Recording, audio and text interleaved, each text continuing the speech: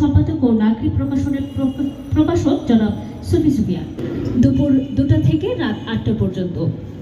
সম্মানিত সিটি কর্পোরেশনের সম্মানিত প্রশাসক বিশিষ্ট রাজনীতিবিদ জনাব আব্দুল কাদের, সম্মানিত সাধারণ সম্পাদক ও নাগরিক প্রকাশনের প্রশাসক।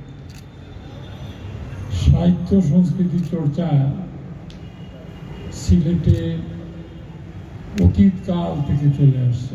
সিলেটের ইতিহাস ঐতিহ্য আমরা পর্যালোচনা করলে দেখি যে সিলেটে কবি সাহিত্যিকের জন্ম হয়েছে, গীতিকারের জন্ম হয়েছে, নাট্য ব্যক্তিত্বের জন্ম হয়েছে, এবং যারা পাক ভারত উপমহাদেশ হলেন আর তদানীন্তন স্বাধীনতা পূর্ব বলেন এবং বর্তমান স্বাধীনতা উত্তর, আমরা এগুলোকে লালন করি। এখন এই সমস্ত বিষয়ে যদি কোনো ভেস্টেড গ্রুপ কাজে বাধা দেয়, আমরা যারা অন্ততপক্ষে শিক্ষা, সাহিত্য এবং সমাজ নিয়ে কাজ করি, আমরা ব্যতীত হই। তো যাই হোক, এই বিষয়গুলো নিয়ে অনেক দূর পানি গড়িয়েছে। তারপরেও প্রকাশনা পরিষদ তাদের বইমেলা উদযাপন করছে।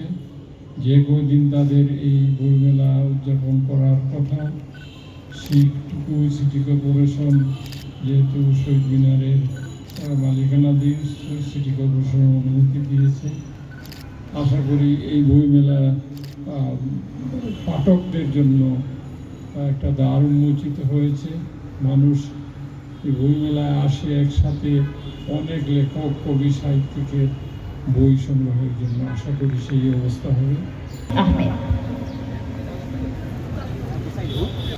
আসলে আজকে এই অনুষ্ঠানে আসতে পারি, আমাদেরকে বলেন বইমেলাটা করতে। আমরা এই বইমেলাটা করার জন্য যতটুকু একটা ভয় ছিল, যে আমরা এখনো পর্যন্ত আমরা ভয়ের মধ্যে আছি।